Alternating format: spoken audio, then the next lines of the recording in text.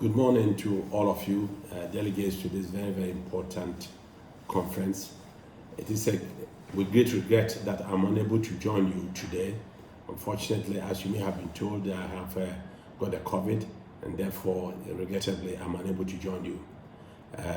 That said, it is my pleasure to address the 5th Seoul Dialogue on Africa, which is meant to discuss opportunities in expanding partnership between Africa and Korea, while at the same time highlighting key strategic areas for post-crisis era. Africa has had a long-standing relationship with South Korea. It's a relationship which has brought many benefits mutually, and it is my hope and prayer that this relationship will continue to get stronger and stronger as we go ahead. And now I'll start off with an overview of the continent. Africa is the second largest continent after Asia. It has about 6% of the Earth's total surface area. The continent has about 1.4 billion people, equivalent to China and close to India, and constitutes about 18% of the world's total population. The total land area is about 11.7 million square miles. The continent consists of 55 countries with a total population of 1.4 billion, which, as I said, is about 18% of the world's total population. The total population is expected to increase to 1.6 billion in 2030, and out of this, sub-Saharan Africa alone will be about 1.2 billion. The real GDP in Africa grew by 6.9% in 2021, which indicated a very strong recovery. The growth in GDP was supported by recovery in global demand, higher oil prices, easing of COVID-19 restrictions in most countries, associated growth in domestic consumption and investment. However, our real GDP growth is projected to decrease to 4.1% in 2022 as a reflection of the effects on uncertainties related to the impact of COVID-19 pandemic and, of course, the Russian-Ukrainian war. Our economies have not been spared from the devastating impact of these two events. Our economic growth is estimated at 4% in 2021, indicating an increase from a contraction in economic activity of 2% in 2020. However, growth is expected to decrease in 2022 in the midst of the global environment I have made reference to, with multiple and new shocks, high volatility and uncertainty.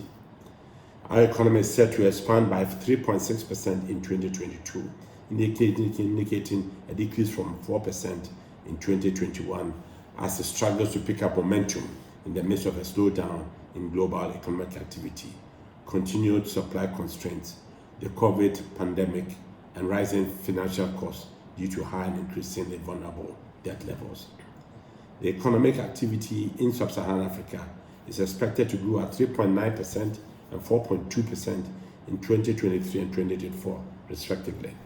A recovery in global demand is expected, we all hope, in 2023, as most of the shocks dragging down the global economy are expected to decrease. Accelerating Africa's productive transformation is a policy priority for economic recovery. The economic crisis is hindering the continent's development. Creating productive employment can help decrease poverty levels as limited fiscal space and the prevalent informal economy lessen the scope and efficiency of social protection systems. Indeed, the start of the African Continental Free Trade Area in January 2021 creates a new opportunity to accelerate productive transformation by developing regional production networks. There is indeed an opportunity for regional production of processed and semi-processed goods to grow. Developing regional production can enhance diversification and upgrading. The digitalization of intra-African trade and production requires closer collaboration between public and private sectors. A number of digital innovations are improving the efficiencies of logistics, customs and finance, offering new opportunities for smaller and informal producers. Policymakers can help scale up solutions which are found in the private sector. They may facilitate coordination, harmonize regulations and standards across industries and countries and modernize customs administrations. Public-private alliances are essential to developing regional internet infrastructure and providing accommodating regulations for cross-border data flows. Now, there are four key policy priorities for sub-Saharan Africa. The first one is clearly addressing food insecurity. Rising food and energy prices may lead to increase in the number of food related crises in Africa. Addressing and handling this issue is a very clear priority, but the ability to rapidly expand social safety networks is constrained in many cases, as many countries have turned to expensive and poorly targeted supportive measures.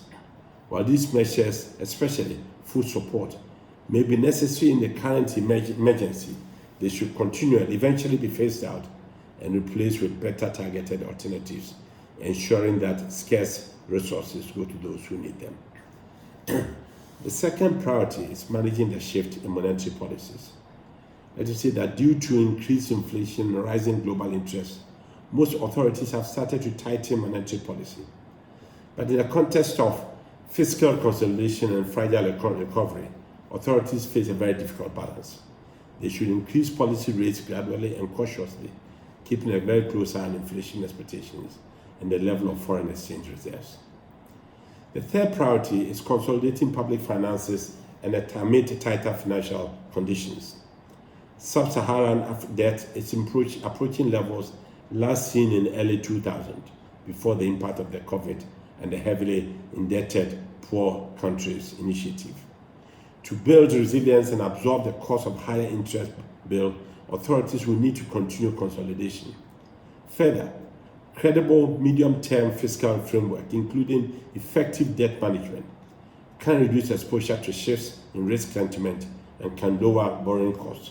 For some countries, debt reprofiling and restructuring may be needed, requiring improved implementation of G20 common framework. The fourth priority is setting the stage for sustainable and greener growth. High quality growth has long been a priority, but the context for reform is changing dramatically in the context of accelerating climate change.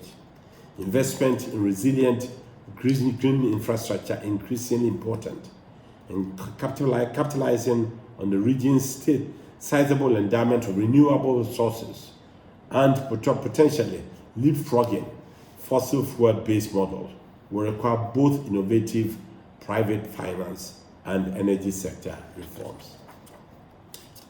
The political situation in most African countries have been stable. We've had a few hitches here and there, but broadly, there is no doubt that most African countries are committed to democratic form of governance, and that is what we are all pursuing.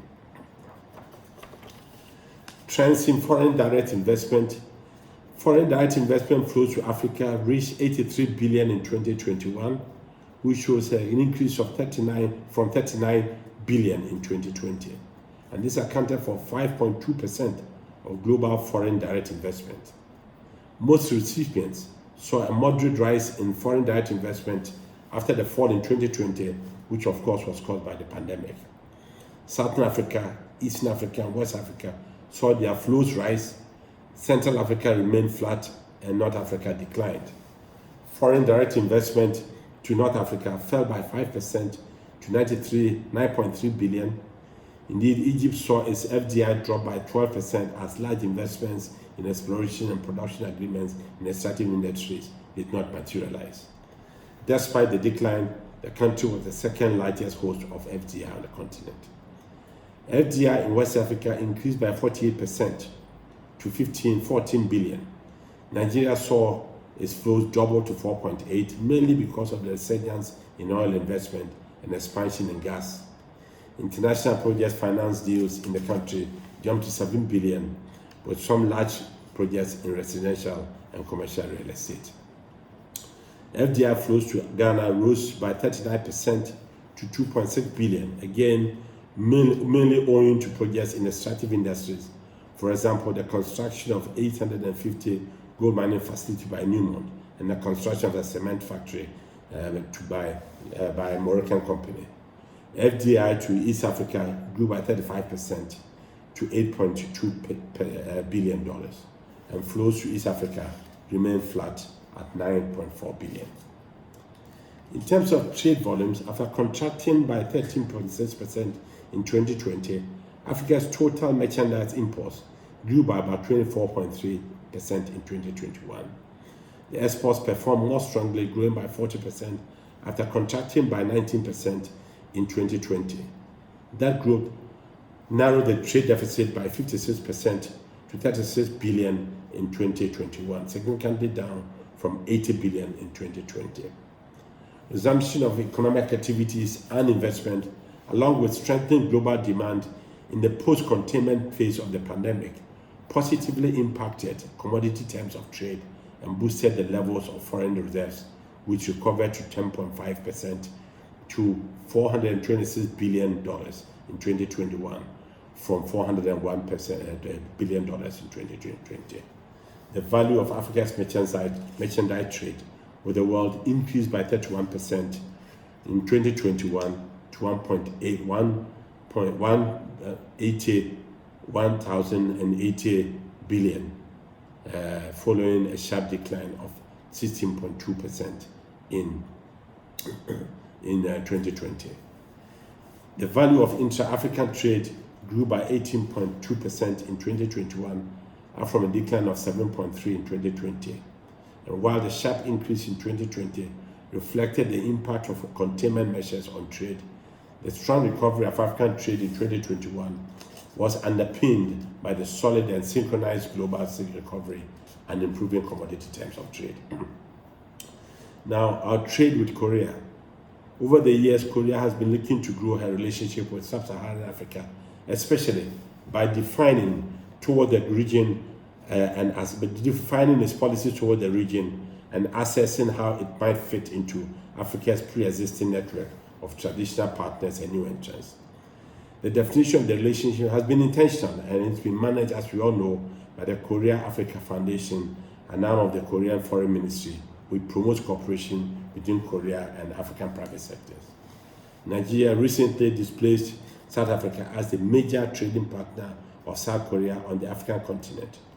In spite of the aftermath of the COVID pandemic and limited trading, by June 2022, Nigeria alone has reached $1.5 billion, putting the trade volume between the two countries on track to surpass the total trade volume of $2 billion, which was achieved in 2021.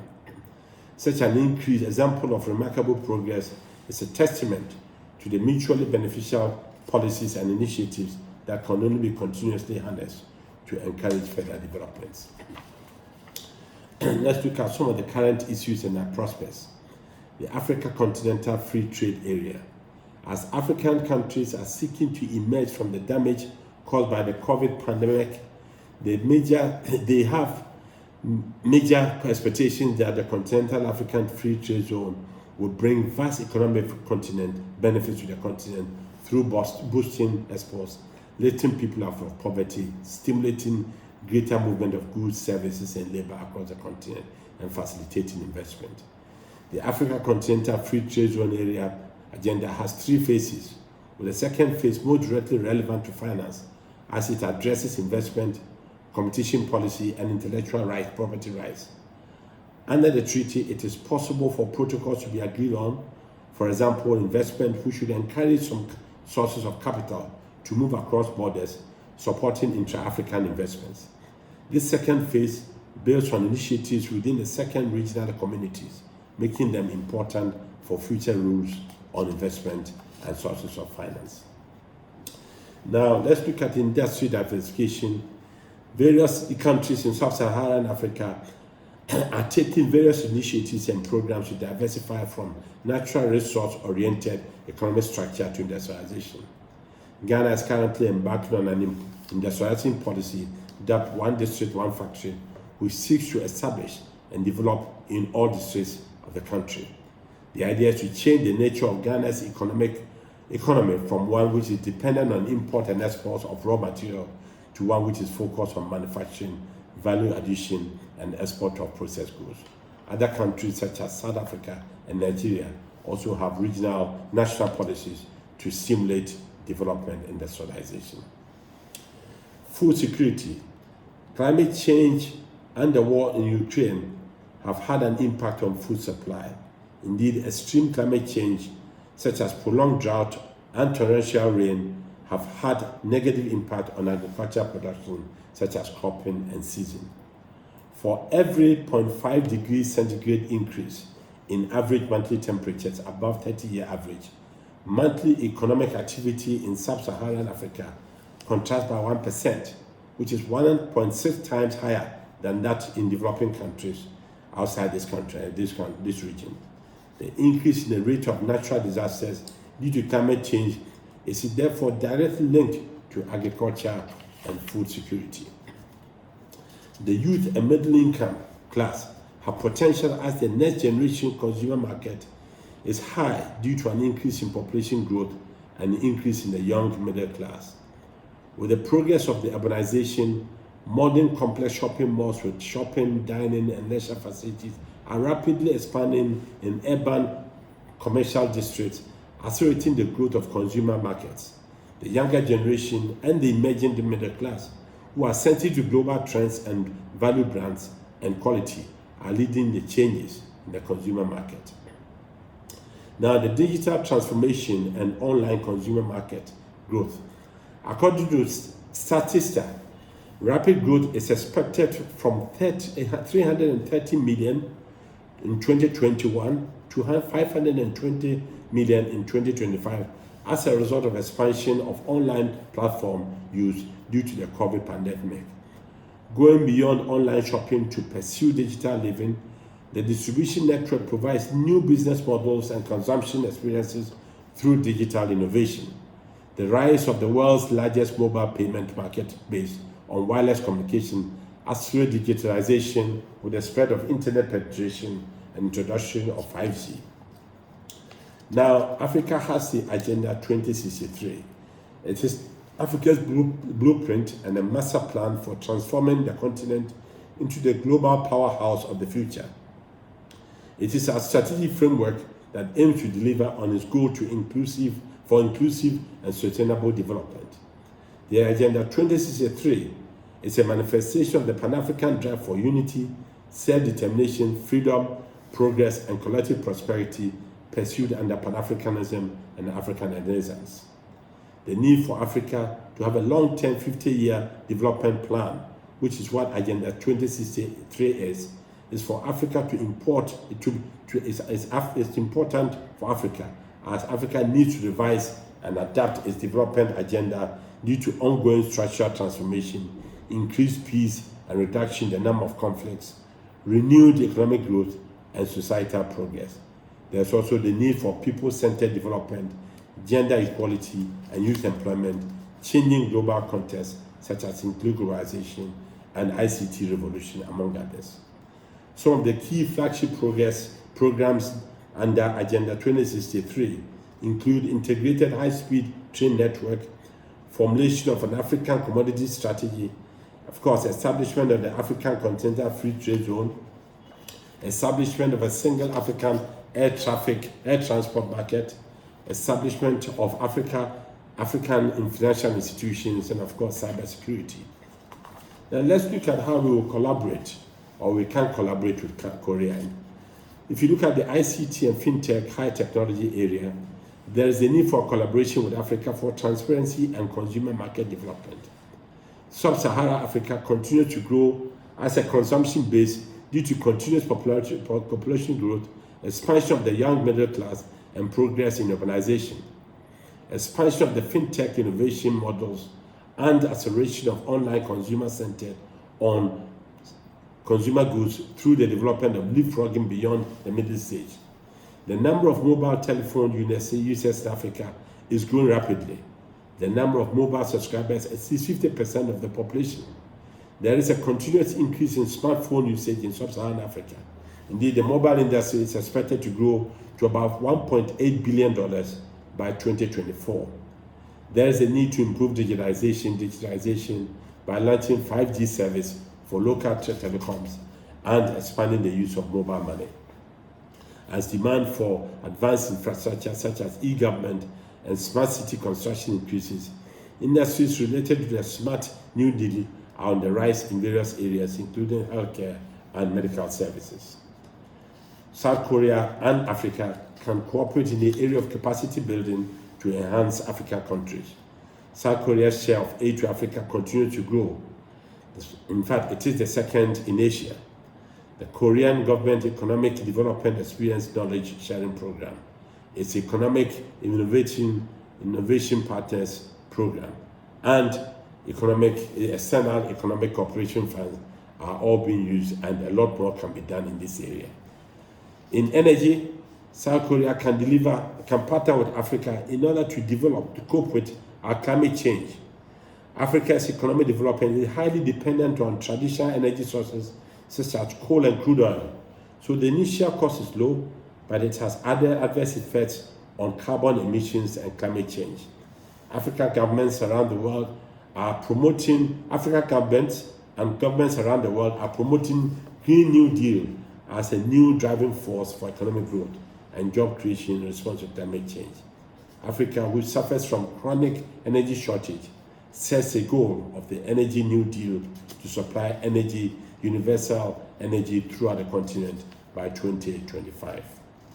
Indeed, we do have sufficient eco-friendly energy sources such as solar power and electronic power, but as it is difficult to commercialize it on its own due to lack of appropriate technology and financial resources.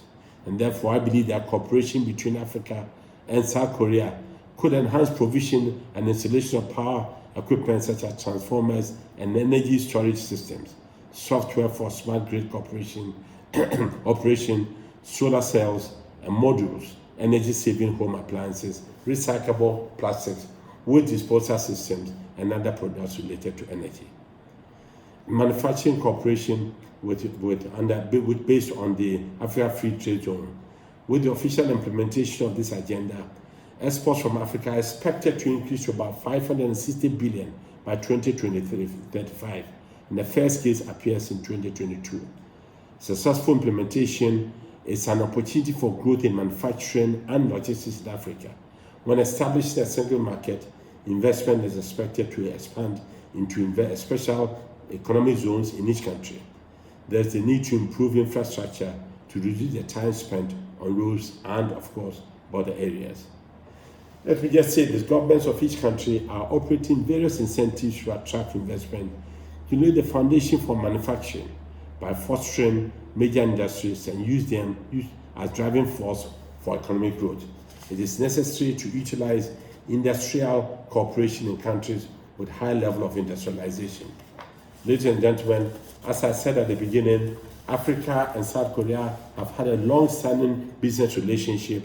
It is our hope and prayer that South Korea will take advantage of all the emerging opportunities which Africa brings so that this cooperation between us will continue to grow. Thank you very much indeed. I wish you all a very successful conference. Thank you.